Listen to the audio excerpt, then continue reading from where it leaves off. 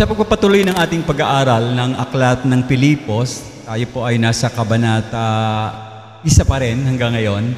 At ating sinususugan yung mga talata. Nasa talatang 3 na tayo at papunta na tayo dun sa pagkatapos ngayon hanggang talatang 8. Madalas po, pag tayo nag-iisip, pagdating sa paglilingkod ng isang Kristiyano, ang mga kasama nito ay panalangin, pagtitiwala, pagtuturo ng banal na kasulatan, pagbabahagi ng ebanghelyo, at paggamit natin ng ating mga iba't ibang espiritual na kaloob galing sa ating Panginoong Diyos. Of course, yan po ang katotohanan na ang paglilingkod ay kasama ang mga bagay na yan.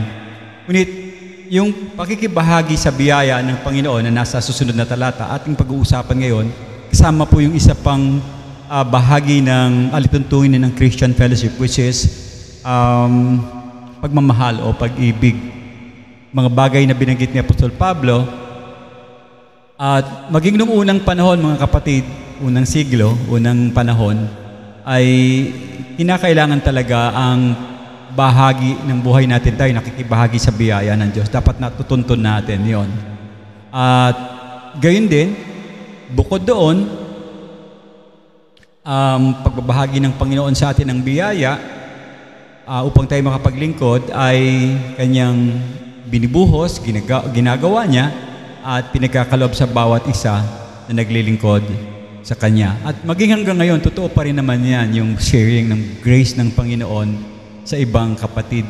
It's really real. At nakikita natin maraming mga kapatid ang namumuhay na nagbabahagi ng biyaya ng Diyos. Isa pa, dapat naintindihan natin na tayo'y nakibahagi. Nakibahagi tayo sa biyaya ng Diyos. Galing sa Kanya yung biyaya na yan. Lahat ng mga tao na sumampalataya sa Kanya at nakakilala, patunay na nakabahagi ng biyaya ng Diyos. Now, isa pa po, nais din ni Apostol Pablo na tayo maging handa, maging alerto sa lahat ng mga sitwasyon na ating kakaharapin sa ating mga buhay. Especially nung nagbigay siya ng warning sa mga taga-Pilipos. Nung panahon na yon, talagang marubdob ang kanyang pagbabantay at higit pa sa lahat, ang kanyang layunin lagi sana ay nasa gitna kaligtasan yung mga kapatid ng mga panahon na yon sa tinatawag nating kapahamakan. Dahil nung panahon na yon, hindi lingid sa inyong lahat na ang mga Kristiyano noon ay parang inaapi, kawawa. Pag nalamang kang Kristiyano, alam na this, kung anong gagawin sa iyo. May discrimination, at isa pa yung pagiging hentil ng mga taga-Pilipos. At medyo mataas yung tingin nila sa sarili nila at yung mga Hudyo ay mga mabababang uri ng mga tao. So nandun yung kaguluhan ng mga panahon na yon at ang naapektuhan nga yung ebanghelyo ng ating Panginoong Diyos. Nalalagay sila sa kapahamakan, pag-uusig at mga bagay na lalo pang lumawak sa kanilang pagmamahal sa pag-ibig sa Diyos. So, ang dating dito, ang udyok ni Apostol Pablo, bukod sa pakikibahagi sa biyaya, dapat maudyokan din yung mga mananampalataya na magkaroon ng pagmamahal sa bawat isa, sa kanila isa't isa. Lumawak yung kanilang karunungan at yung kanilang pag-unawa sa pag-aaral ng salita ng Diyos at pag-unawa sa pag-intindi kung anong mensahe ng Biblia. Now, sa gayon din po, dahil ganun yung udyok ni Apostol Pablo, ang comment dito is, para sila ay hindi maudyukan o madaya o hindi sila marinlang ng mga nangangaral ng salita din noong mga panahon na nakalaban ni Apostol Pablo. Sa kanilang malalim na pangunawa sa salita ng Diyos, mapipili nila yung dapat at pinakamabuting gawain sa lahat ng araw, sa lahat ng pagkakataon sa kanilang buhay upang higit sa lahat mapaparangalan nila ang dakilang Diyos at mabibigyan nila ng papuri sa kanilang ginagawa. So magandang umaga po sa inyong lahat uli. Basahin po natin muli yung ating talata. Matatagpuan natin ito sa Kabanata 1, talatang 3 hanggang talatang 8 ng ating aklat na pinag-aaralan ngayon ng Pilipos. So dito sa pagbungad, nakita natin dito, ito yung panalangin ni Apostol Pablo sa mga taga-Pilipos. Samahan niyo po ako, basahin natin. Verse 3. Nagpapasalamat ako sa aking Diyos tuwing naaalala ko kayo. Sa bawat panalangin ko para sa inyong lahat, lagi akong nananalangin ng may kagalakan. Dahil sa inyong pakikibahagi upang maipalaganap ang Ebanghelyo, mula nung unang araw hanggang ngayon. Lubos ang aking pagtitiwala na ang Diyos ang nagpasimula sa inyo ng mabuting gawa. Ang tatapos nito hanggang sa araw ni Kristo Jesus. Tama lang na ganoon ang isipin ko tungkol sa inyong lahat dahil kayo'y nasa aking puso. Ang dahilan nito'y kayong lahat ay aking mga katuwang sa biyaya ng Diyos maging sa aking pagkabilanggo, sa pagtatanggol at sa pagpapatunay sa Ebanghelyo. Verse 8, sapagkat saksi ko ang Diyos, kalakip ang pagmamahal ni Kristo Jesus, kung gaano ang pananabik ko sa inyong lahat. Maraming salamat, Panginoon, sa umagang ito at nabayan niyo po kami sa aming pag-aaral. Muli po ikaw ang aming pinupuri at ang aking dalangin patnubayan kami ng Santong Banal na Espiritu sa lahat ng mga salita na aking bibitawan sa pulpitong ito ngayong umaga. Maraming salamat po. Sa pangalan ng iyong anak na si Jesus, ito ang aking dalangin. Amen. Okay, nung nakaraang linggo, last Sunday, sa ating pag-aaral ng Aklat ng Pilipos, nakita natin na masyadong, solid, dikit yung relasyon ni Apostle Paul sa mga taga-Philippians. Bagamat nakita natin na malayo sila sa lahi, European itong mga Philippians, samantalang si Paul, medyo mix ng Siano na Hudyo. Yun ang kanyang rasa ba sa Tagalog, grace, ang pinanggalingan niya. At yung Philippian church ay talagang nahuli ang loob ng mga bagay na itinuro ni Apostol Pablo. Dahil na rin, siyempre, kitang-kita natin, ang Diyos ang nagtali ng kanilang relasyon. Hindi nanggaling sa dahil magandang lalaki si Apostol Pablo at yung mga Pilipos ay mga mayayaman o may salapi. Hindi ganon yung pinagdikitan niyan. Ang nagtali ng kanilang pag-ibig at pagmamahal kung bakit nagkalapit yung kanilang diwa sa isang bagay at alituntunin na maglingkod sa Diyos ay walang iba kundi ang ating Panginoong Diyos. Nakita natin dito sa talata, di ba, ang Diyos ang nagsimula ng kanilang kaligtasan at siya rin ang magtatapos nito sa kanyang panahon. So, bagamat sabi ko nga, malayo ang kanilang agwat, milya-milya ang layo ng kanilang dako, pero yung kanilang mga puso ay tunay na nakita natin nakatali puso ni Apostol Paul sa mga taga-Pilipos. At napansin din natin sa ating pag-aaral, kahit na walang natural na paliwanag, para sa kanila kung paano sila naging close o naging magkalapit, ay kanilang pagsasama, lumalabas na talagang totoo, dalisay, walang involved na parang plastic na relasyon. Hindi, totoo yung kanilang samahan. At masasabi ko rin, mga kapatid, na yung pagsasama-samang mananampalataya o mga Kristiyano, dapat ay nakikita natin yung pakikibahagi natin sa mga bagay patungkol sa Diyos. Kahit na tayo ay nagkakaroon ng kapahamakan o mga trahedya sa buhay, still mas maganda na hindi dapat maging hadlang yon na ikaw ay nagiging sacrifice sa sitwasyon para ka makatulong. In fact, yun yung totoong pag-ibig na ibinigay sa atin ng Panginoong Diyos. Inaalay niya ang kanyang buhay alang-alang sa kaligtasan ng lahat. So, lagi tayong dapat mayroong pananampalataya at sa ating pakikibahagi sa kalooban, higit sa lahat sa plano ng ating Panginoon. So, yung ating unang puntos dyan, sa 5 aspeto ng Christian fellowship o pagsasama-sama, ang tunay na pakikisama ay nangangahulugan po na meron tayong pamumuhay ng panalangin para sa isa't isa. Hindi ka na nanalangin para sa iyo lang. Ang panalangin mo dapat open wide para sa lahat at naabot ang lahat ng tao. Ephesians chapter 6 verse 18, sabi doon, palagi, yun ang unang word, palagi kayong manalangin ng lahat ng uri ng panalangin. So lahat ng uri ng panalangin dapat palagi nating ginagawa. Lalo na yung number 1, yung letter C. Dapat regular tayo doon. Ano yung C? Confession of sin, dahil madalas tayo nagkakasala. Yung, di ba, cats no pusa? confession. Ano yung A?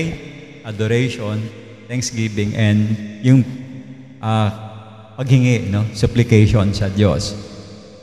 So, yan ang banggit sa Ephesians chapter 6 verse 18. Ganun din sa 1 Thessalonians 5:17, sabi doon, lagi kayong manalangin. And then partly sa Romans chapter 12 verse 12, sabi doon, maggalak kayo sa pag-asa, maging matiisin kayo sa pagdurusa, at maging matyaga kayo sa panalangin. Sa bahagi ng buhay natin, kapatid, ay merong pagdurusa at may trahedya, may mga hirap ng konti, pero dapat hindi nawawala yung pananalangin. Nakita naman natin yan dito. Ang dami nating mga prayer requests na halos lahat ay araw-araw inaalala natin mga kapatid na ipanalangin sila. Nasaan man silang dako at meron silang mga pangailangan, lalo na sa kanilang physical health, we continue praying for them. At saka inaalala natin talaga sila. Sabi ko nga sa inyo, dapat yung alala ay kino-convert nyo sa prayer. Okay? Then, point number 2, bahagi din ng totoong Christian fellowship ay ang paglilingkod sa ating Diyos. Paglilingkod na sama-sama, hindi kanya-kanya. Okay? O pagalingan, hindi doon. So, nakita natin to na sa simula, di ba, yung mga taga-Pilipos nakiisa sa layunin ng Ebanghelyo, and eventually naging aktibo sila sa pagbabahagi ng mabuting balita, lalo na sa paglilingkod sa ating Diyos. Hindi sila nagpatumpik-tumpik kaagad. Nung narinig nila yung mensahe, nakita nila to, ay sumunod kaagad sila at nakita nila yung influensya ni Apostol Pablo sa buhay nila. Alam niyo po, sinabi ko na nakaraan, kasi sa atin, pag sinabing paglilingkod, ang isip ng iba, pupunta sa church one Sunday o isang beses lang, paglilingkod na yon. Parang hindi yata yun ang tema o diwa ng totoong paglilingkod sa Diyos. Yung pupunta ka lang sa simbahan ng isang linggo and the rest is wala na. Kaya merong term na Sunday Christian. Parang pag Sunday, Christian siya. Pag Monday, hindi siya Christian. Lumalabas back to basic carnality na naman yung buhay niya. Philippians chapter 1 verse 29, sapagkat pinagkaloob ko sa inyo alang-alang kay Kristo, hindi lamang ang mananampalataya sa Kanya, kundi ang magdusa, ang magdusa din alang-alang sa Kanya. Hindi lang yung mananampalataya tayo sa Panginoon. Mga kapatid, kasama buhay natin ang mga haharapin nating mga problema at susuungin nating mga kagulumihanan na bahagi naman talaga ng buhay. Kasi kung ang buhay mo ay walang problema, I don't know, paano ba? Pag walang problema yung buhay mo, anong mangyayari sa'yo? Walang adventure, boring, ano yun lahat? Nandun ginagawa mo para kang kasama yan. Nilikha tayo ng Diyos para matutunan natin kung paano tayo magpapatuloy ng pagtitiwala sa Kanya, sa mga problemang Kanyang inilalatag sa ating buhay. So dapat ganun din tayo, no? Kung paano sana natututo ng mga taga-Pilipos, dapat nakukuha rin natin ito unti-unti. Lalo rin yung prinsipyo ng kagalakan, number 1 factor dito sa bagay na ito. Binanggit nga ni Brother Ray, well quoted itong mga talata sa Philippians, nilalagay sa sapatos, nilalagay sa kung saan-saan, kasi nakikita nila maganda talaga yung laman ng aklat ng Pilipos. So kung gusto nating maging tapat sa ating Panginoon, dapat meron tayong confirmation na ang Ebanghelyo ay dapat tumutugon sa mga positibong gawain ng paglalahad ng katotohanan sa ibang mga tao. And by implication, ginagamit natin to sa ating araw-araw na buhay. Sapagkat ang Biblia, ang Ebanghelyo, ay inektibay sa pamamagitan ng church kapag ang ating buhay ay nasa kabanalan. Merong bunga ng kabanalan yung ating buhay. And then number 3, pagtitiwala sa kapangyarihan ng Diyos na siya namang totoo at tunay na gumagawa sa ating mga buhay. Nagkaroon tayo ng question dito habang nakikinig kayo, nagkaroon ako ng tanong, bakit kadalasan yung Christian fellowship nagkakaroon ng lamat, nasisira sa mundong ating ginagalawan? Christian na nga, nagkakaroon pa ng pagiging mga un-Christian. Nagkakaroon ng mga ano ba sa Facebook, baka naman ina-unfollow dahil nagalit o nainis sa kanya at sumasama yung loob. Bakit may mga ganong mga issue sa mga mananampalataya? Sino bang may dahilan?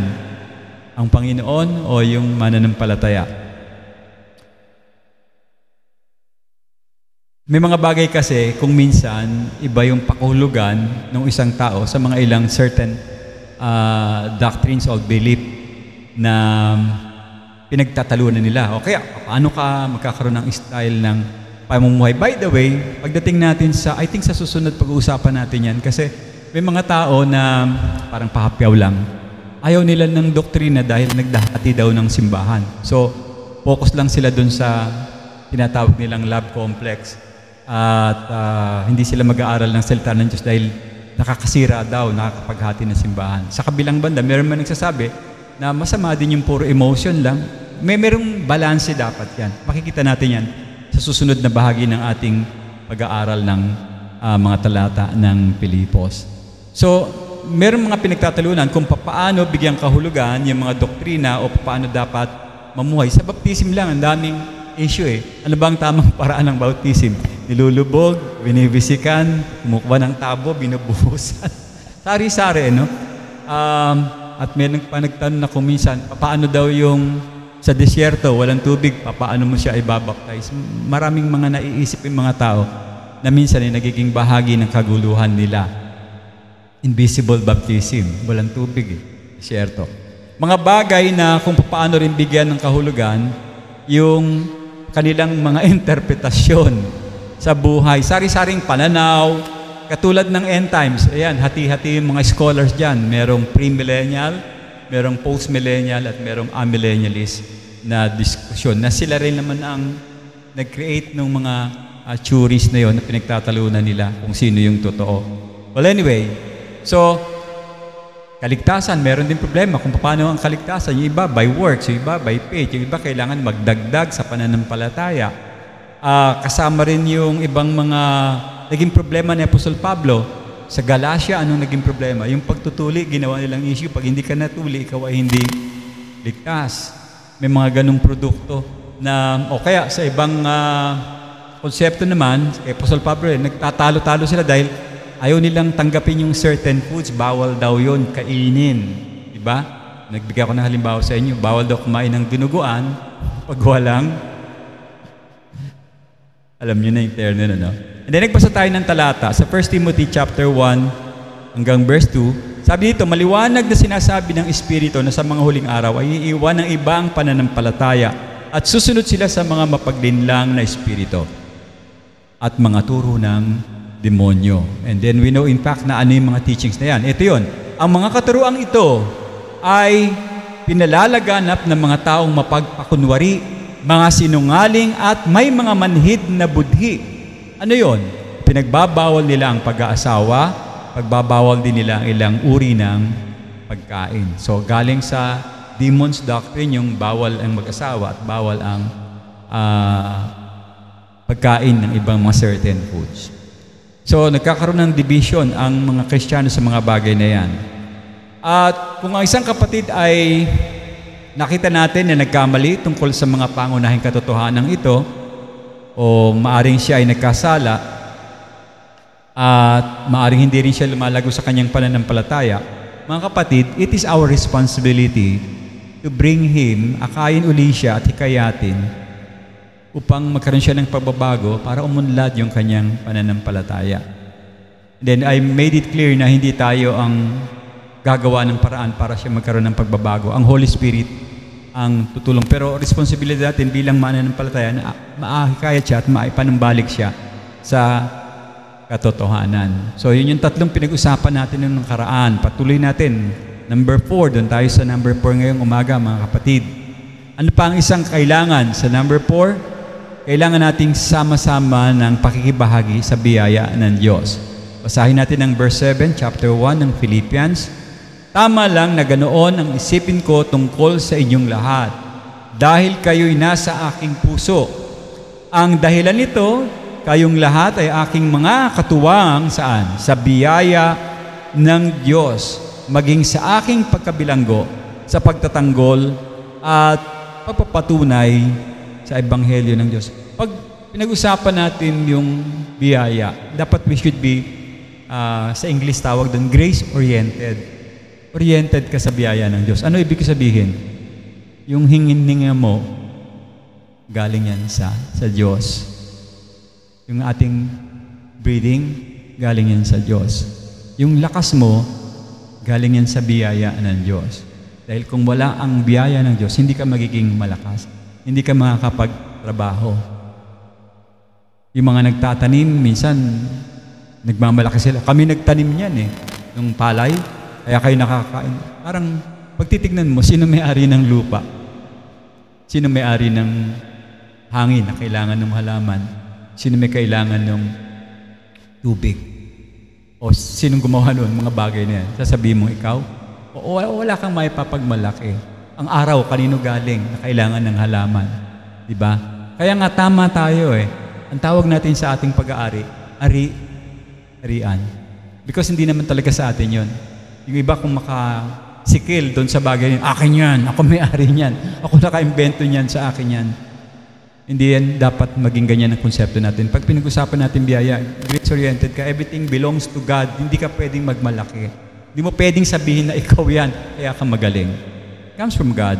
And humility ang dapat pinapairal natin dito sa buhay na ito. Now, nakita natin ito si Apostol Pablo sa mga taga-Pilipos bilang kabahagi ng biyaya ng kanyang mga naging kasama. So both of them are all partakers ng biyaya ng Diyos. So, gayon din po, mga kapatid, kung si Apostol Pablo maging mga taga-Pilipos, sama na rin natin yung mga usig sa simbahan noon at saka sa ngayon. Lahat ng mga yan, lahat ng tao, sabihin, everybody, each one of us, natagpuan natin yung favor ng Diyos. Saan? Sa krus ng Kalbaryo.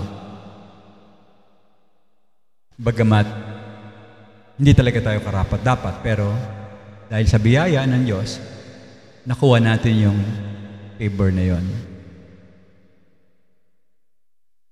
Kasi hindi mo pwedeng sabihin, ako ay perfectong tao. Hindi mo masasabi yun. Ako ay magaling na tao. Ako ay matalinong tao. Ako ang pinaka. Hindi mo mababanggit yan unless may diferensya ka sa isip. Pero kung tinatanaw mo ang daigdig ay galing sa kapangyarihan ng Diyos, hindi mo yan babanggitin sa puso mo. Hindi manggagaling yan sa puso mo.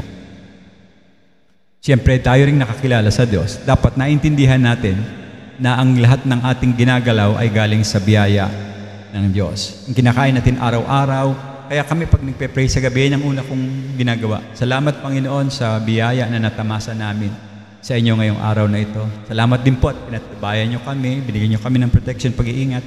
Salamat, nakauwi si baby galing sa tindahan. Doon kami nag-start ng aming prayer, yung nire-recognize namin talaga kung gaano kalawak ang biyaya ng ating Panginoong Diyos. So ang katotohanan, mga kapatid, ang bawat tunay, I would say, na miyembro ng church, ng simbahan, nakabahagi kayo sa biyaya ng Diyos.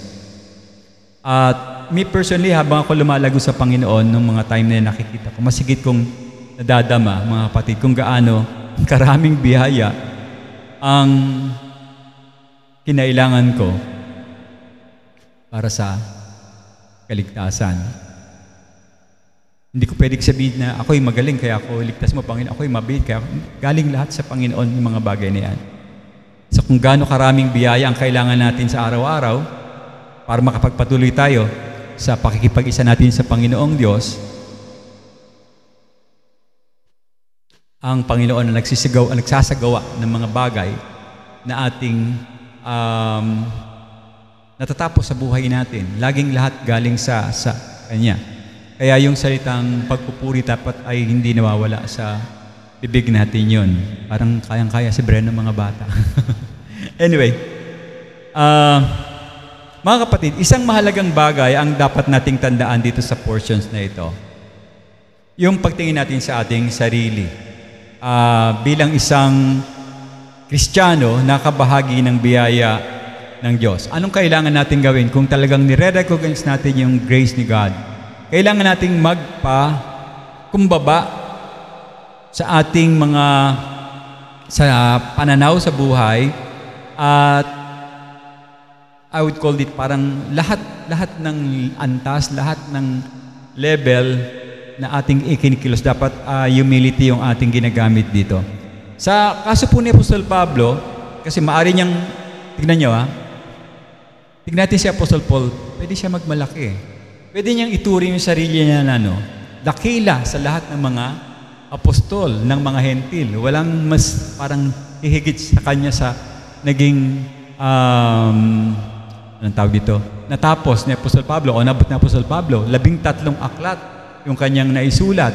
Ang dami niyang lugar na napuntahan. Ang daming mga tragedya, hirap na kanyang pinagdaanan, pero eventually at the end, talagang sabi niya pa rin, my grace is sufficient. Ganun pa rin yung bukang bibig niya. Hindi siya pwedeng magmalaki. Pati yung pagkilos niya rito sa bayan ng Pilipos o ng Philippians ay nakakamangha yung buhay ni Apostol Pablo. Balit, alam niyo ba, nakakaantig ng puso at mahina-hina tayo, medyo may iyak tayo dito sa puntos na ito kasi Apostol Pablo, ibang turing niya sa kanyang sarili. Lupit kung paano niya tinawag yung kanyang sarili. Basahin natin, 1 Corinthians chapter 15, verse 9. Pakita ko sa inyo kung paano niya tinuring yung kanyang sarili. Hindi niya sinabi, ako ang pinakadakila sa lahat. Hindi. Sabi niya dito sa 1 Corinthians 15:9, sapagkat ako ang pinakahamak sa mga apostol, na hindi ako karapat-dapat na tawaging apostol sapagkat inuusig ko ang iglesia noon. Prior to his situation na siya naging isang apostol, before, kalaban siya ng church. Dami-dami niyang napatay ng mga mananampalataya dahil sa kanyang relihiyon. Pero right now, sa bibig niya galing, ako ang pinakahamak sa lahat ng mga apostol. Ayaw pa nga niyang tawagin na siya ay apostol. Sa panahon natin ngayon, meron nagpapatawag, Most Holy Reverend. Parang lumagpas na sa langit. Most. Hindi ko alam kung tama yung term na yun, pero yun ang kinakabit nila sa pangalan nila. Most Holy Reverend. Samantalang si Apostol Paul, na kung i-consider natin, talagang napakalupit ng kanilang gawa sa buhay, pero ngayon, tinawag niya yung sarili niya pinakahamak. Isa pa po, Efeso 3:8, o Efeso kalatang 3, o kabanata 3, talatang 8 ng Efeso. Bagaman ako ang pinakahamak, yun kung ihahambing sa lahat ng mga banal, di ba? Kahit sa mga banal, ang tawag niya sa sarili niya, pinakahamak. Ibinigay sa akin ang biyayang ito upang ipahayag sa mga hentil ang mabuting balita tungkol sa walang kapantay na kayamanan ng ating Panginoong Hesus. May isa pa, 3 yung bagay na binanggit niya.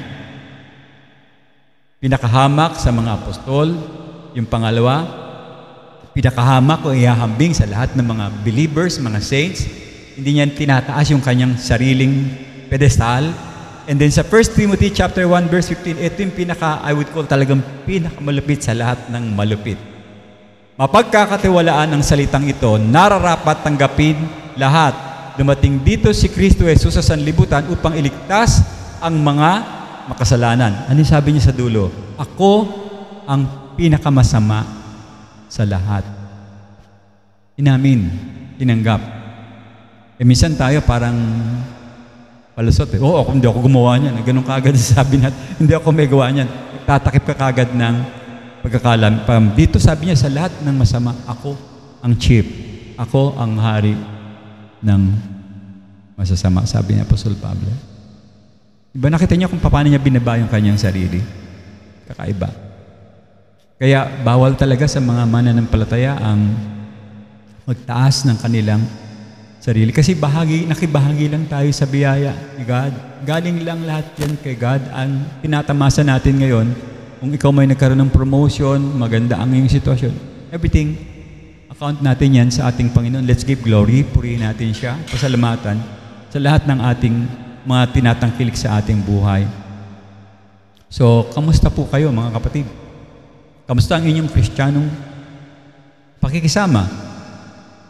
Now, ako aamin, sa totoo lang, talagang medyo mahirap, lalo na sa panahon natin, ang makisama sa ibang mananampalataya. Kasi iba-iba tayo ng personality. Iba-iba tayo ng kahinaan. Iba-iba tayo ng pag-uugali. Iba-iba tayo ng kayabangan. May mga certain area na medyo mahangin tayo. At napakadali nating maging judgmental na panghusga. At kung minsan, mainipin. Naboboard tayo kung ang kasama natin ay slow. Ang tawag niyan. Slow learner. Yun ang tawag niya. Slow mo naman. Ginagano natin.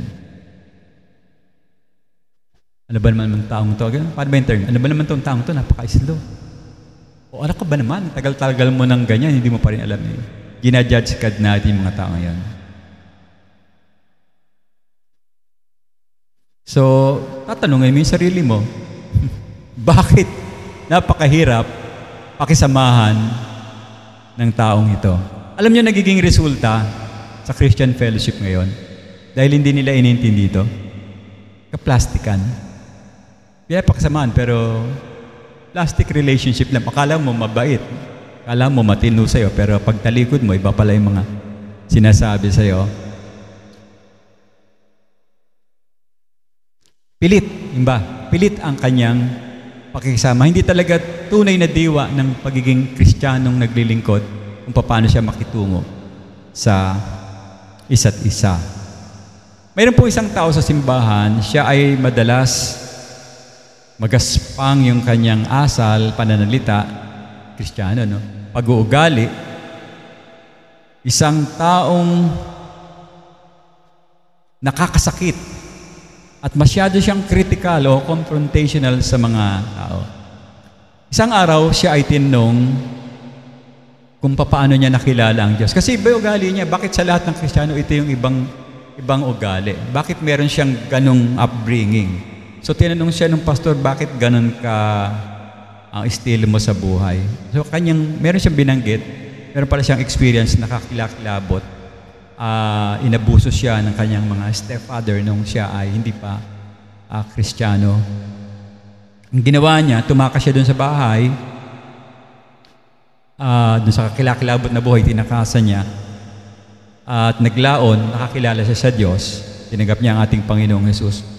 Now, sakali bang kayo makarinig ng ganitong kwento, mababago ba ang tingin niyo doon sa tao o the same pa rin? Kakawawain mo pa rin or tatanggapin mo siya? Sa totoo lang po, pag pinag-usapan natin itong topic natin ngayon, biyaya, hindi ito nangangahulugan na pinapahintulutan natin talaga yung mga maling gawa, yung mga kasalanan. Of course, labag yan sa ating Panginoong Diyos. Hindi yan pwedeng ipagkibit-balik at mababayaan mo siya kung ganun ugali niya. Hindi siya ganon. O palpak yung kanyang pamuhay. Kung minsan kasi, mga kapatid, kailangan natin siyang tulungan bilang kapatid na kanyang maharap at mapagtagumpayan yung kanyang mga pagkakamali. Kasi kahit na siya nakakilala sa Diyos, dapat hindi magmanifest sa buhay niya yung ganung ugali na nakuha niya before dun sa kanyang experience, kaya siya naging ganun. Hindi siya exemption o exempted na maging salbahe dahil meron siyang nakaraan na karanasan. At kaya nga po, dapat ay inaalala natin yung tema na pare-parehas tayo nakibahagi sa biyaya ng Diyos. Kaya maari tayong magbigay ng mas higit pa sigurong unawa sa kapatid na ito upang siya ay totoong lumago. Hindi mo siya ihahatulan o pababayaan, kakawawain. Ganyan talaga yan. Masyadong ganun ang ugali niyan. Pabayaan mo na lang siya. Papag-pray ko na lang, pero hindi naman pinapag-pray. Yun yung gimmick minsan mga Kristiyano. Papag-pray lang kita, pero hindi naman pinagpe-pray. Sasabihin nung sabi, pakisama mo ako sa prayer list o sa prayer. Sasabihin mo, opo. Makakalagpas ang mga ilang araw, hindi mo naman papanalangin.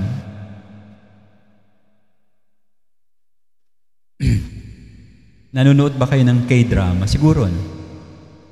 O ano yung mga madalas na tema ng K-drama? Di ba mga ganyan drama, no? Ano sinasabi ng babae? I need space. Korean. Samosin kayo ako. Korean eh. Pastor Vince nanonood din ng K-drama, umamin sa amin. Huwag mo kung, ano ba yung sinasabi? Sakalin masyado, bigyan mo ko ng laya. Ganun yung mga drama. Siguro, dapat mas maging dagdagan ko, mapagpasensya tayo sa bawat isa. Sapagkat ang tunay na mananampalataya o yung tunay na nagsasama-sama, dapat magkaroon ng masaganang pakikibahagi sa biyaya ng Diyos. Tulungan. Meron siyang weakness sa ganung area. Inalam mo na meron palang problema before. Not only now you would pray dun sa tao, kailangan aalalayan mo siya. Sasamahan mo siya sa pag-aaral ng banal na kasulatan. Yung mga anak ninyo, mga asawa, kapatid, aalalayan mo talaga. Hindi pa pwedeng bibigay ka lang sa kanya ng pera. Nabigay ko na lahat. No. In fact, minsan, baka nga mali yung implication na nagbibigay ka ng pera dun sa tinutulungan mo. Sabi mo, tinulungan ko na yun. Hindi naman niya na-appreciate talaga yung... Wala siyang building ng capacity sa kanyang buhay. Hindi niya naiintindihan yung kanyang sitwasyon. Kailangan kasi magkaroon talaga ng kapasidad ang bawat isa, lalong-lalo na sa mga area na ginagalawa nating sa ating buhay, sa pera, sa pakisama, sa ugali, dapat merong talagang paglago. Okay, so dapat maliwanag tayo dun, bahagi ng biyaya. Muli, pagdarasal, paglilingkod, pagtitiwala, pakibahagi sa biyaya ng Diyos. Ibig sabihin, maging tapat tayo and honest na tayo humble enough to accept kung ano lahat ng ipagkakaloob sa atin ng Diyos at magamit natin yon, maunawaan natin ang bawat isa sa ating mga kapatid. Number 5. Ito yung malupit dito sa puntos na to sa pag-aaral na ginawa ko. Dapat merong taos-pusong pagmamahal sa isa't isa. So yan, utusan ko kayo, tignan nyo yung katabi nyo. Taos-puso ba ang pagmamahal nyo dyan sa katabi mo? Tinawag po ni Apostol Pablo ang ating Diyos bilang siya talaga yung saksi sa kanyang pananabik na pagmamahal para sa mga mananampalataya. Ibig sabihin, totoo yung pagmamahal ni Apostol Pablo sa mga taga-Pilipos. Hindi ito plastic na love, no? Totoong pagmamahal ito, agape, sa Griego, agape yung term ginamit. At, paano ko ba sasabihin ito? Hindi dahil sila ay mayroong posibilidad na baka magduda sa kanya or damahin niya ito ng labis. Hindi po. Tunay yung kanyang pag-ibig dito. Yung salitang, yung pagmamahal, no? Dapat maunawaan natin, itong pagmamahal na ito ay para sa tinatawag nating panloob na bahagi ng ating katawan. Hindi siya isip lang or mental attitude. Meron kasi nagtuturo, sabi niya, agape is mental attitude. Hindi po siya ganun. Hindi siya ganun, nakita ko sa talata. Dito, binibigyan din ang emotion sa aspeto ng pag-ibig para sa mga mahal na mahal niyang mga taga-Pilipos.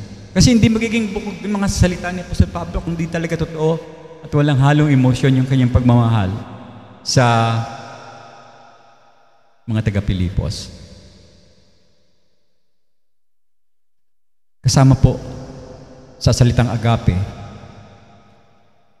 At sabi pa dun sa na-research ko, ang agape love ay hindi lang pangkaisipang saloobin. So kasamang emosyon. Anong tawag, mga kapatid, para maintindihan niyo ako? Sa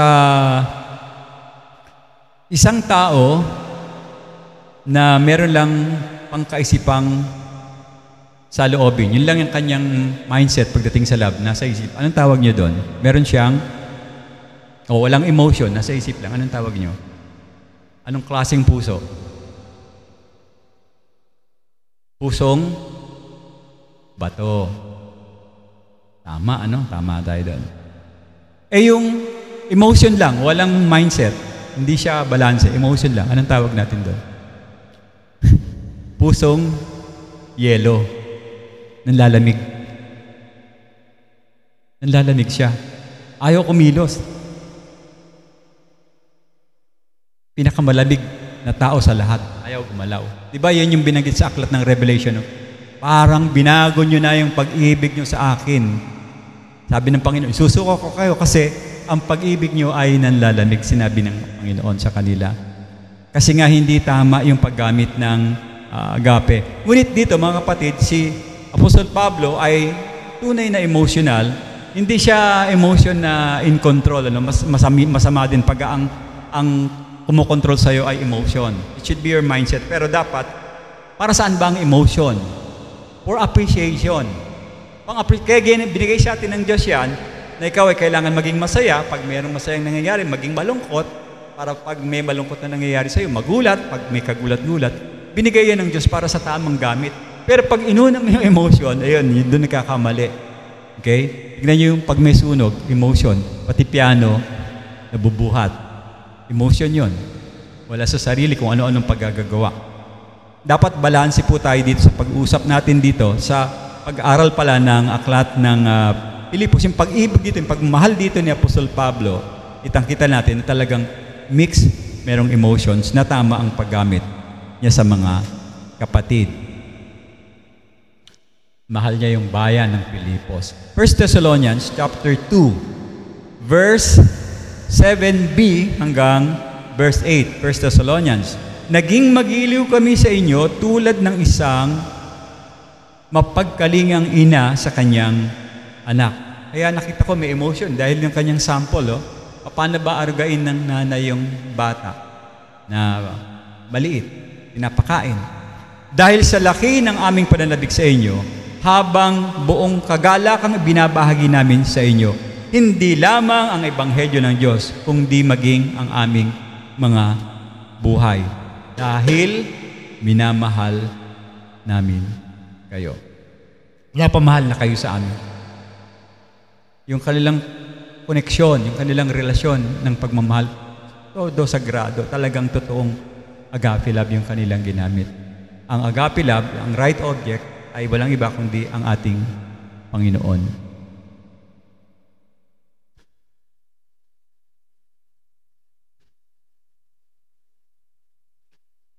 Mga kapatid, yung kasalanan kasi po, laging hinahati niyan, yung kultura, kakaiba-iba ng mga tao, mga lahi at iba-ibang paraan. Yung kasalanan talaga ang sumatotal nagiging problema ng isang tao. Ngunit, kung meron tayong ginagamit na pag-ibig ng Panginoon, nagkakaroon tayo ng unity, nagkakaisa tayo. Kasi nandun tayo, blame natin dun sa love ng Panginoon. Hindi lang sa pagiging intellectual. Kung hindi, gamitin ko lang yung salita, nagiging taos-puso yung pagmamahal ng isang tao kapag tama yung kanyang diwa sa banal na kasulatan. Sapagkat nakita ko na ang pag-ibig na to na kay Apostol Pablo ay hindi mangga. Alam niyo yun, mangga, bagong word. Mga manggagamit. Uso ngayon yan, di ba? Kaya nila mahal yung tao kasi meron silang kakailanganin dun sa isang tao. Nakakaawa nga minsan yung mga nagamit ngayon sa politika eh. Nakita niyo yung nangyari kay Diwata, kay Ate Guy, pinasali sa politika. Pero hindi naman talaga interest na pasalihin yung mga taong ito. Opinion ko lang yun. Pero ganun ko nakikita, ginagamit talaga. Gamitan sila ng gamitan. Sinusubukan nilang gamitin yung mga kitang kilala, merong poder at maraming follower.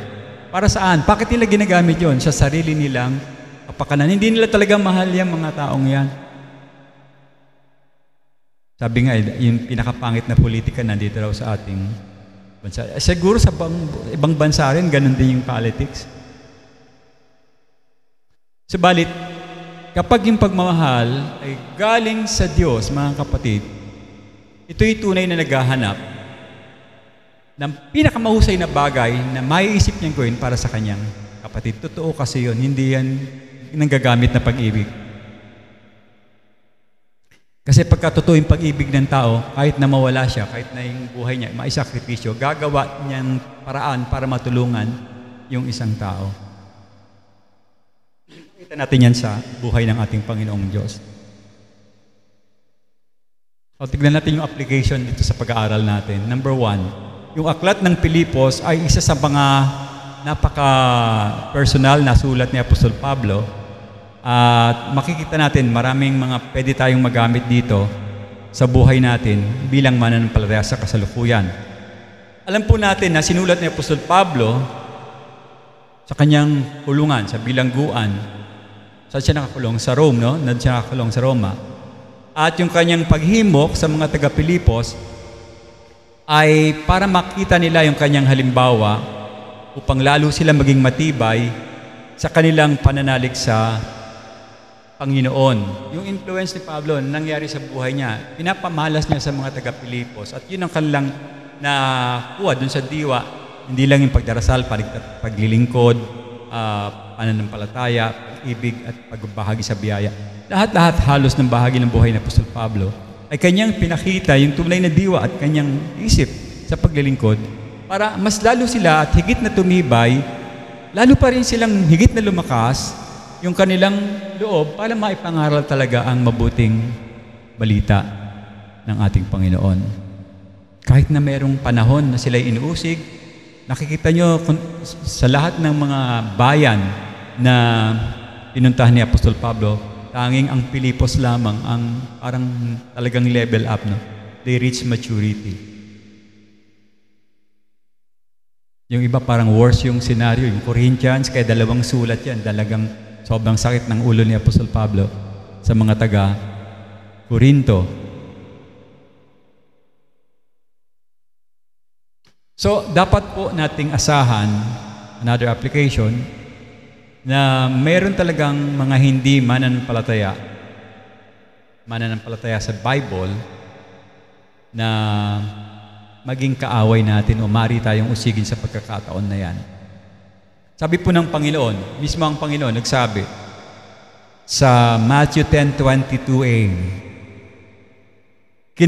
kinamuhian kayo ng lahat dahil sa aking pangalan. Dalawa pa lang mo, kinamumuhian kayo ng lahat dahil sa aking pangalan.